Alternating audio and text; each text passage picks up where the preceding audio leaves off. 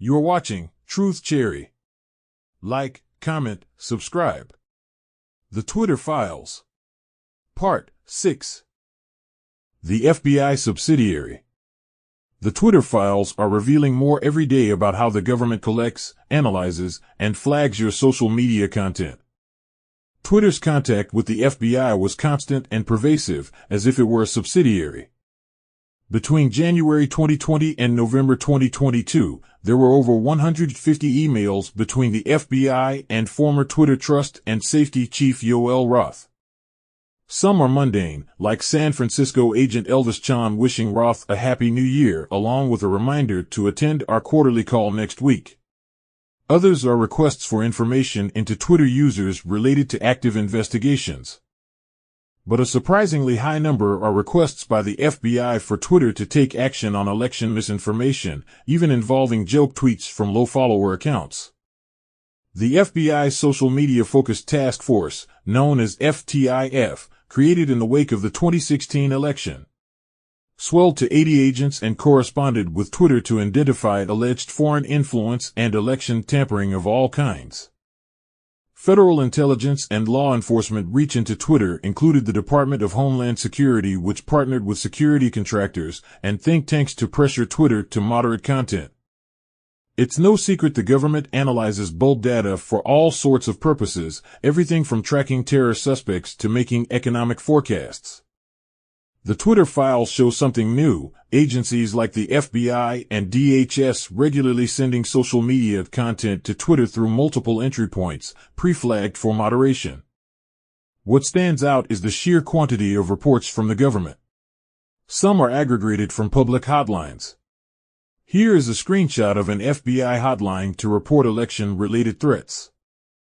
An unanswered question: do agencies like FBI and DHS do in-house flagging work themselves, or farm it out? You have to prove to me that inside the fucking government you can do any kind of massive data or AI search, says one former intelligence offers. Hello Twitter contacts. The master canon equality of the FBI's relationship to Twitter comes through in this November 2022 email, in which FBI San Francisco is notifying you it wants action on 4 accounts. The attached email reads as, "Hello Twitter contacts, FBI San Francisco is notifying you of the below accounts which may potentially constitute violations of Twitter's terms of service for any action or inaction deemed appropriate within Twitter policy." Twitter personnel in that case went on to look for reasons to suspend all 4 accounts, including it from MA, whose tweets are almost all jokes, including his civic misinformation of November 8th. In this email titled Election-Related Potential TOS Violations, 2 Twitter employees communicate their work on eliminating accounts on Twitter that the FBI has flagged to Twitter. Thanks, Patrick.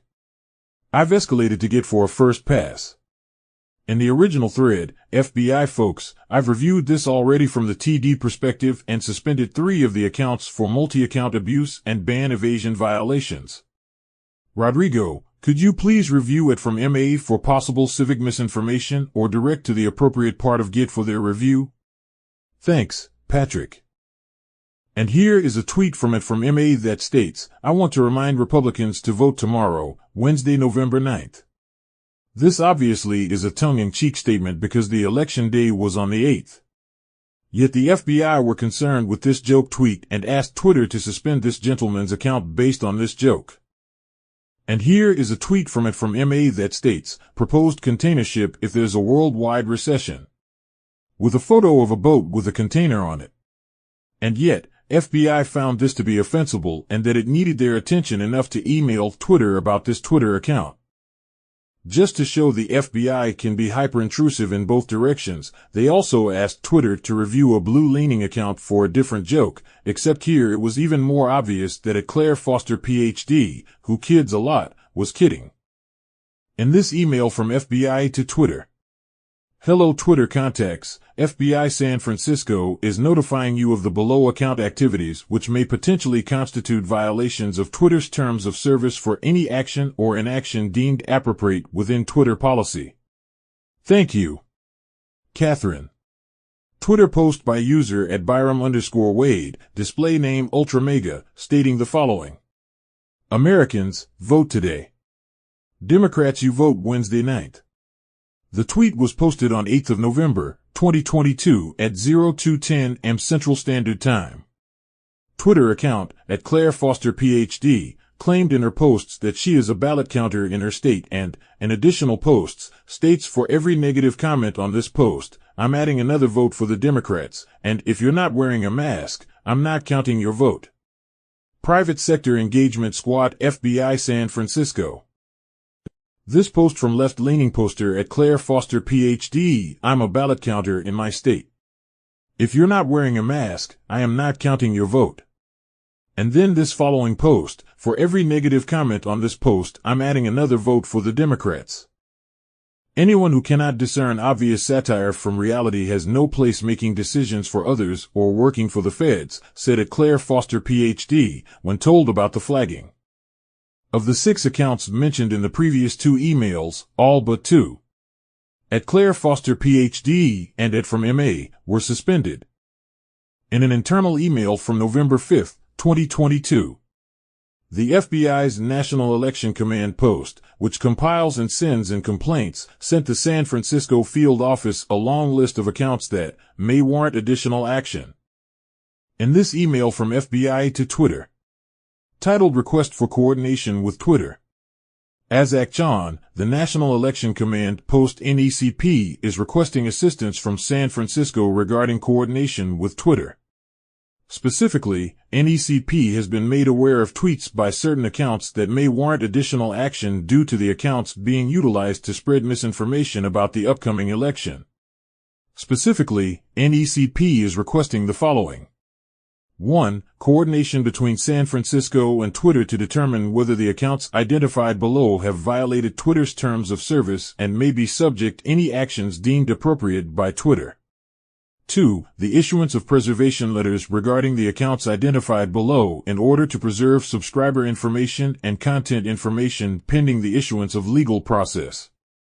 3. Any location information associated with the accounts that Twitter will voluntarily provide to aid the FBI in assigning any follow-up deemed necessary to the appropriate FBI field office. And they list 25 Twitter accounts. And conclude with, please let us know if you need additional information to process this request by replying all to this email. Thanks, Michael.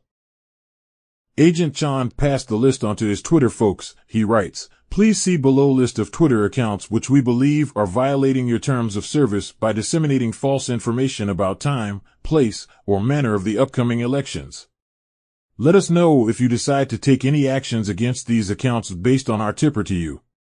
Also let us know if we need to issue a preservation letter as we intend to serve legal process for these accounts.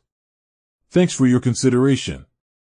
Regards, Elvis, Assistant Special Agent in Charge, FBI San Francisco, Cyber Branch, pronouns, he, him, his. Twitter then replied with its list of actions taken.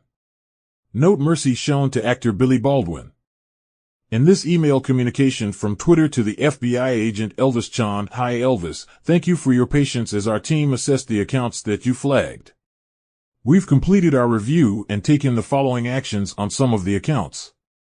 Permanently suspended for policy violations, ban evasion, platform manipulation, excessive misinformation strikes. And they list 7 accounts. Temporarily suspended for spam behaviors. And 1 account is listed. Had tweets bounced for civic misinformation policy violations. And they list 9 accounts. In regards to your question about a preservation letter, it is a good way to ensure that the data hasn't been purged from our systems before legal process if filed and processed. Externally, the contact for submitting those is the same. Thank you, Patrick. Many of the above accounts were satirical in nature, nearly all, with the exceptions of Baldwin and at RSB Network, were relatively low engagement, and some were suspended, most with a generic, thanks Twitter, letter. Please take a moment to look over the screen over the next 30 seconds.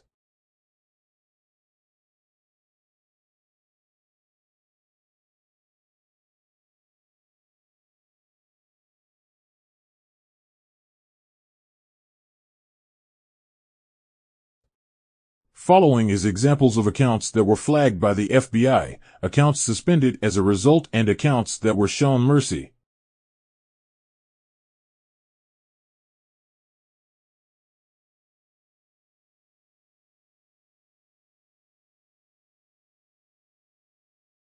Following is that generic letter. Hello, we're writing to let you know that we have reviewed your appeal, and your account features will remain locked or limited for the allotted time or pending completion of the assigned tasks, due to violations of the Twitter rules.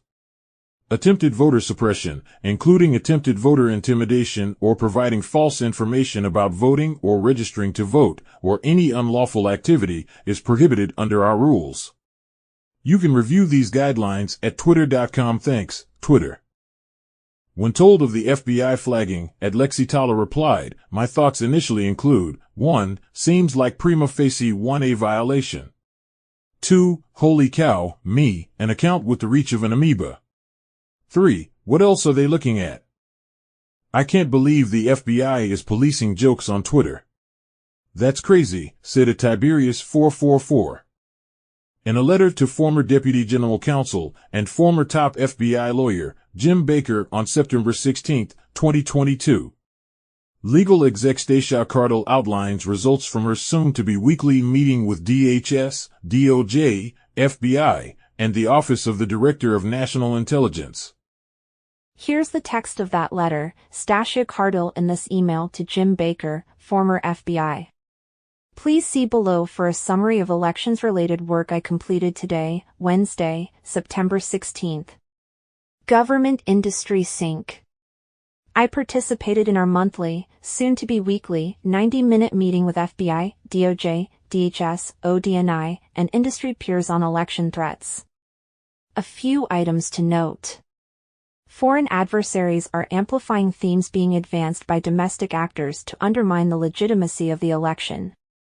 USG specifically referenced vote by mail. I explicitly asked if there were any impediments with the ability of the government to share classified information or other relevant information with industry. FBI was adamant that no impediments to information sharing exist. I asked if USG was tracking foreign threats related to non-presidential races. Long silence. The government is not tracking foreign interference or threats related to down-ballot races. DHS has created a chart of key dates in the election process at the state level. They are confirming information with the states this week and should get us a summary chart of key dates next week. @Policy tweeted about the meeting without legal review. As the only Twitter representative to speak, I raised my disappointment in the lack of my involvement directly to policy comms. It was a missed opportunity to document some key points of the meeting from our perspective. 2. Project Heron.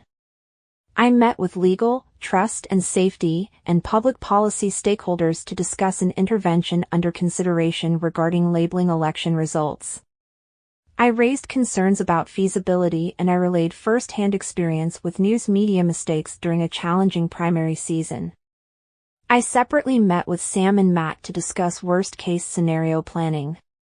I will meet with them again tomorrow on the project. 3. Civic integrity labeling. Enforcement on our expanded civic integrity policy begins tomorrow, Thursday, September 17th. I provided feedback on a scenario planning document that includes approving the language of the labels.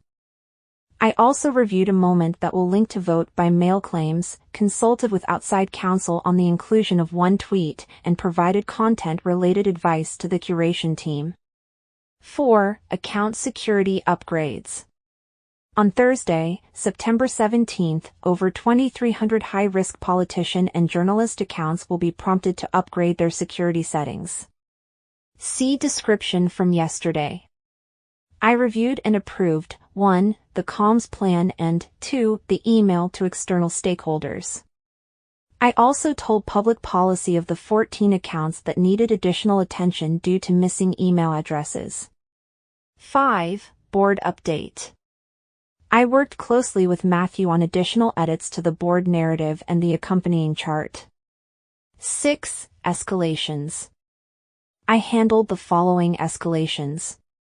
Responded to DHS regarding information they provided on a Facebook operation. We found no analogous activity.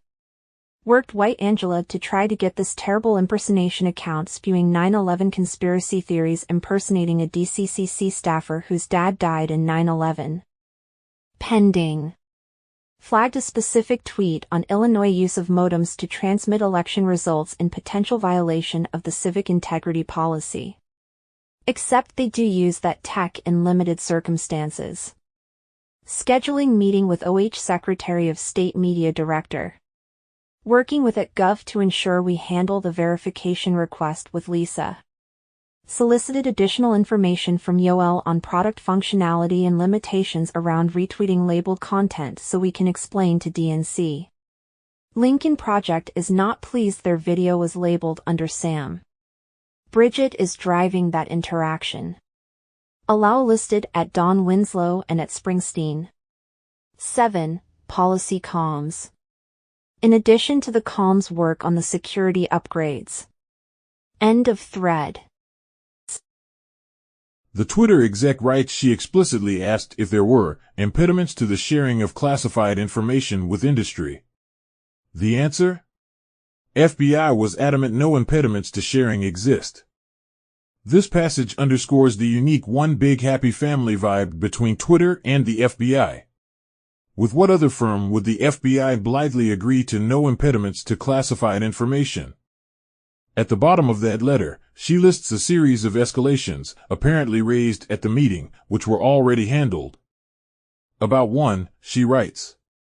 Flagged a specific tweet on Illinois use of modems to transmit election results in possible violation of the civic integrity policy, except they do use that tech in limited circumstances. Another internal letter from January 2021 shows Twitter execs processing an FBI list of possible violative content tweets. That email reads, from Unified Escalations. Subject, report by FBI on possible violative content. To U.S. Elections Escalations at twitter.com. You have been added as a participant. You can track your ticket here. Hi, get support. Please see these tweets reported by the FBI as possible violations of our policies. And manned individual tweets are listed. Thank you, Stasia. Here, too, most tweets contain the same, get out there and vote Wednesday trope and had low engagement. This is what the FBI spends time on. And here is another tweet replying in jest to a post about Cuomo. In this March 2021 email, an FBI liaison thanks a senior Twitter exec for the chance to speak to you and the team. Then delivers a pack of products. The FBI writes, Hi Stasia, it was great speaking with you and the team at Twitter last week. I wanted to flag a few products that were released today and earlier in the week that may be of assistance to Twitter. Let us know if you have any questions. Kindly, name redacted. The executive circulates the products, which are really DHS bulletins stressing the need for greater collaboration between law enforcement and private sector partners. And in this communication, 3 products that deal with foreign intelligence are listed. The ubiquity of the 2016 Russian interference story as stated pretext for building out the censorship machine can't be overstated. It's analogous to how 9/11 inspired the expansion of the security state. See intelligence brief below. While the DHS in its products pans permissive social media for offering operational advantages to Russians, it also explains that the domestic violent extremist threat requires addressing information gaps. Reading this excerpt, information gaps and challenges associated with the individual nature of radicalization could be partially mitigated with increased collaboration between law enforcement, terrorism prevention efforts, and private sector partners. We judge these partnerships would improve our ability to detect changes in DVE trends and provide early warning of potential attacks. FBI in one case sent over so many possible violative content reports, Twitter personnel congratulated each other in Slack for the monumental undertaking of reviewing them. In one Slack exchange between tweets. Anyone need help reviewing the tweets forwarded an FBI report on possible violative content? Answer from a tweet, +1, we can help on SI. Note the date of this Slack communication. In this comm, thank you all so much for your help. A monumental undertaking.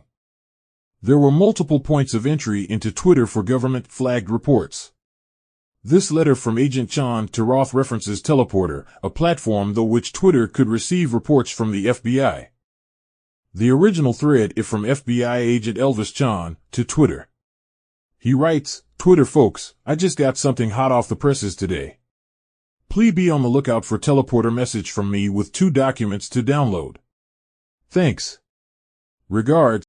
Replying to Elvis, Yoel Roth writes, received. Reports also came from different agencies.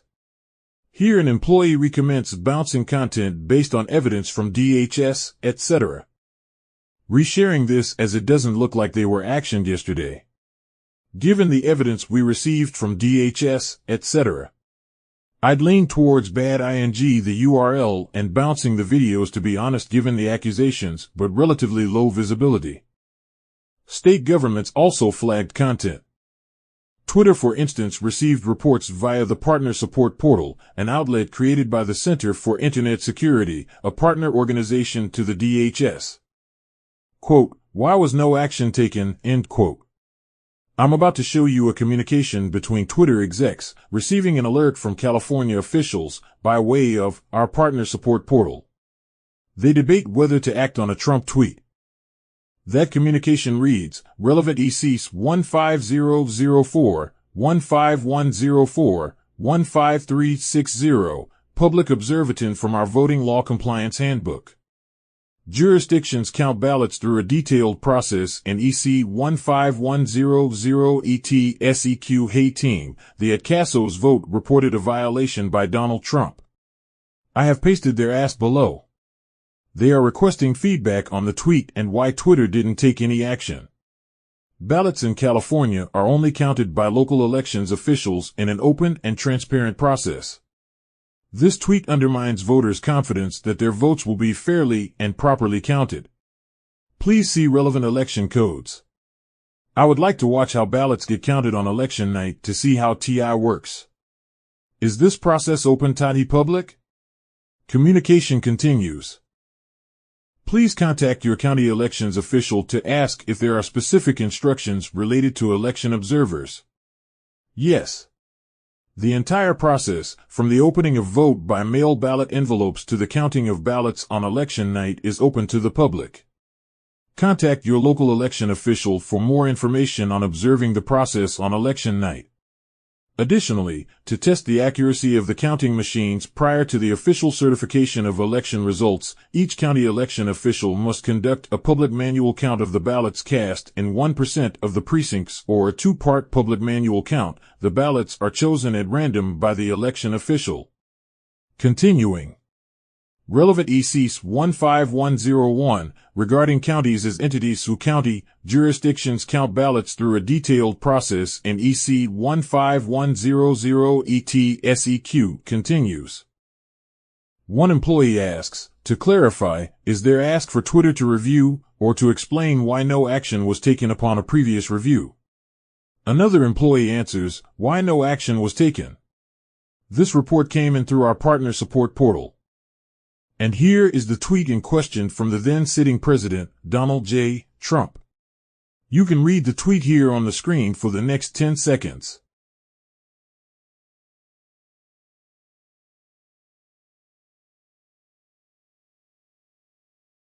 Here, a video was reported by the Election Integrity Project, or EIP, at Stanford. Apparently on the strength of information from the Center for Internet Security, or CIS. Here's that communication. This is a very long and legal-heavy video, but essentially it claims that PA workers opened inner envelopes before the day and called people to correct mistakes prior to the day they were supposed to. According to CIS, escalated via EIP, the video misrepresents PA law, the Pennsylvania Supreme Court decision, and the affidavits shown in the video. Thoughts on how to handle this one? Details from CIS. The law doesn't prohibit curing. It prohibits curing prior to 7 a.m. on the day. The author misrepresents this by stating that the officials can't contact people, whereas they can't do so until pre-starts. The author misrepresents PASC decision by stating people are not forbid from curing papers. PASC simply stated the law didn't require officials to offer an opportunity to cure. On the affidavits, these folks were contacted about having an opportunity to cure the paper. In none of the examples do the affidavits state that the official called them and said the people's specific paper needed curing. The author of the video misrepresented this and claimed otherwise. If that's confusing, it's because the CIS is a DHS contractor, describes itself as partners with the Cyber and Internet Security Agency, CISA, at the DHS. Here's a brochure stating just that. I'll leave that up on the screen for a few seconds for you to look over.